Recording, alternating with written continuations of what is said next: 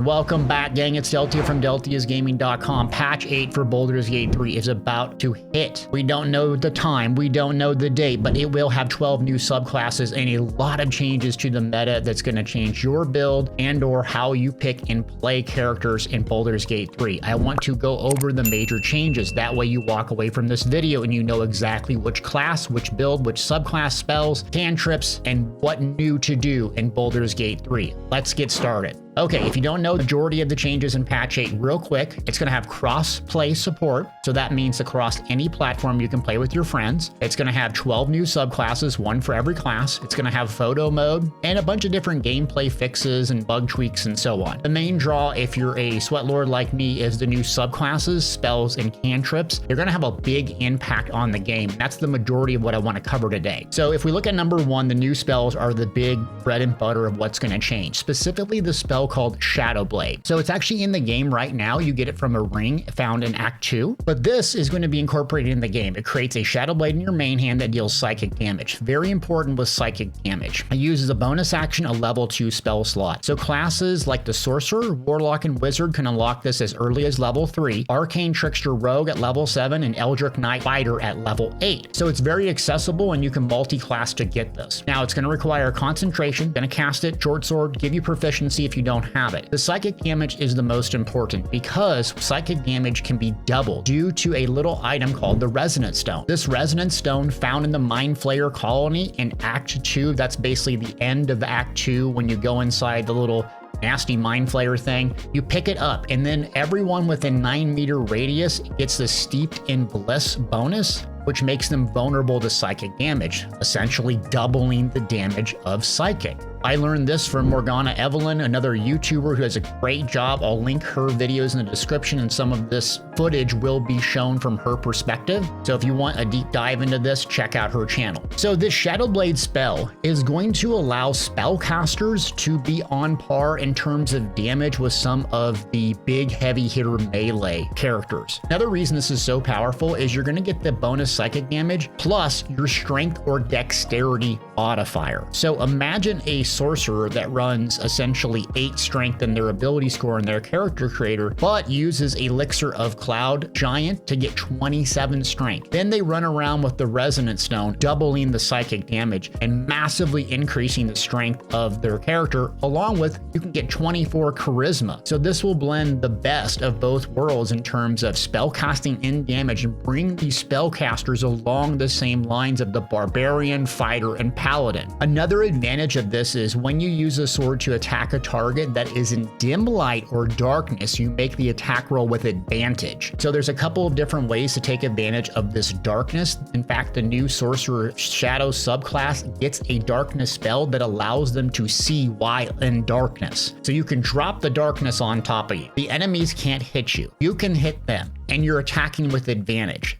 If that weren't good enough, you can also use this on the Warlock doing the same sort of thing with the Devil's Sight Eldritch Invocation. This will allow you to see both magic and non-magical up to 24 meters, and you can unlock it as early as level 2. So the Warlock as well is going to have a lot of multi-class options and going to ramp up in terms of overall power due to this Shadow Blade psychic damage, strength or dexterity modifier. You can use it in your main hand. You can get extra attack with multi-classing a fighter or a paladin and be extremely strong. This thing is going to be awesome. If you're in patch 7 waiting to tinker around with this, I would suggest getting the Shadow Blade ring in Act 2 from the Arabella quest, and you can play around with it, but it will work a little bit differently in the future. Now, there is one major downside to note about psychic damage, and it's not going to work on constructs. So we'll have to play around with this, but overall, this will be a game changer for spellcasters who maybe want to play with melee and get extra attack from a multi-class. Love it. A couple other notes about Shadow Blade is the Strange Conduit ring is going to work really well with this. While concentrating, wearer's weapon attack deal extra psychic damage. You can double that, and it's an Act 1 ring, very easy to get a hold of.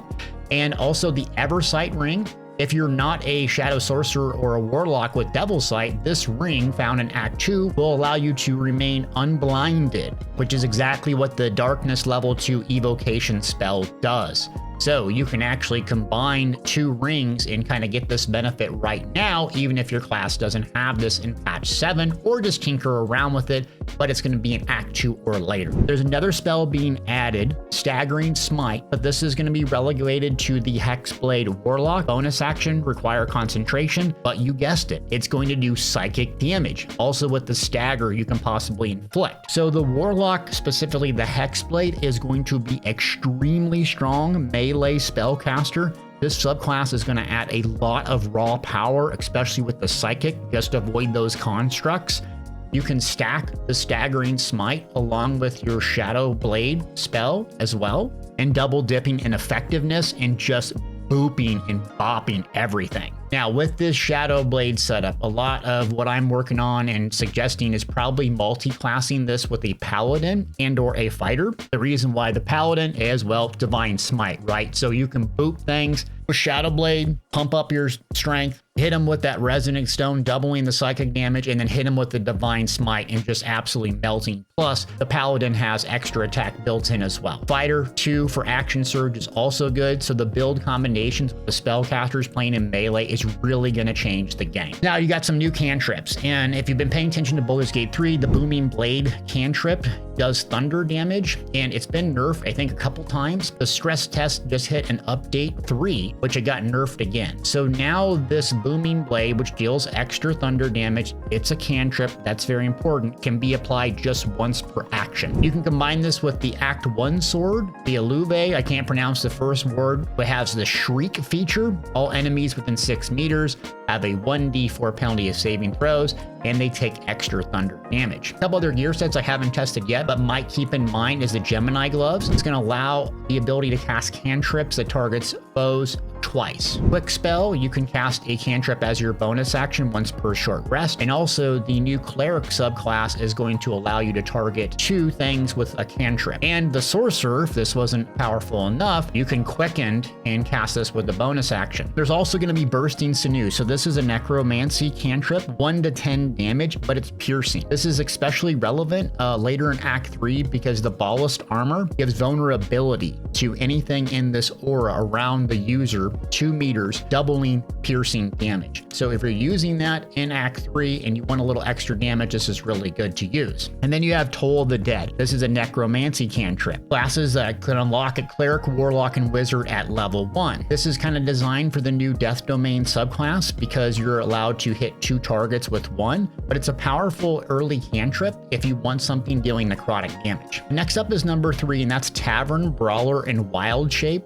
So previously in patch 7, this would only work on tactician difficulty and below. So the feat increases your strength or constitution by 1 to a maximum of 20. And when you make an unarmed attack, improvise weapon, or throw something, your strength modifier is added to the damage twice. Typically used on a wild shape Circle of the Moon druid. Well, this will allow them on honor mode for people that are really big brain and great at the game to be able to possibly solo honor mode using this wild shape build. If you don't know, a couple combinations you can combine Tavern Brawler with is wild shape in Act 3 with good old ballast armor, which doubles piercing damage, and the saber-tooth tiger. The juggling strike action lunges at a creature's throat. If it's prone, you're going to deal additional damage that's also piercing based off your strength or dexterity. You can take the Elixir of Cloud Giant Strength, get 27 strength, and hit like an absolute nuclear missile with this specific wild shape. So look for the Circle of Moon to be one of the best builds in honor mode going forward. Now we have 12 new subclasses. I'll probably do a separate video tier list breaking them down individually on what I think is the best and the worst, but what I'll consider the best subclass currently is probably the Shadow Sorcerer, taking about 6 levels as a Shadow Sorc and 6 level as a Paladin. Pick your poison with your favorite subclass. You're going to have the Darkness spell that you can see through. You're going to have Meta Magic, Shadow Blade, the Divine Smite, extra attack. It may be now the most powerful build in the game if it goes live like this. You're also going to have a Giant Barbarian. So Giant's Rage doubles throw attack. This just essentially makes the Barbarian throw build that's so strong even stronger and more viable. And then Hexblade Warlock, following a little bit behind Shadow Sorcerer maybe. It's right up there in terms of cool melee damage dealing spellcaster using the same sorts of combination. Now with the advantage of having Staggering Smite if you take it to level 7. Some of the worst subclasses is the Caller of Glamour Bard. Doesn't really do a whole lot, and the Bard is actually pretty good as a range or melee damage dealer. It just has a couple of goofy spells. And Circle of Stars Druid, now the Tavern Brawler works on all difficulties. Circle of the Moon is just so much better, and who wants to play a Druid where you don't wild shape? And Swashbuckler Rogue, it's hard giving up the Thief bonus action every turn for a little couple of subclass specific bonuses, and I don't think it's worth it. Last thing is crossplay, so this is going to increase the longevity of the game, so players on PC, PS5, Mac, and Xbox can team up easily.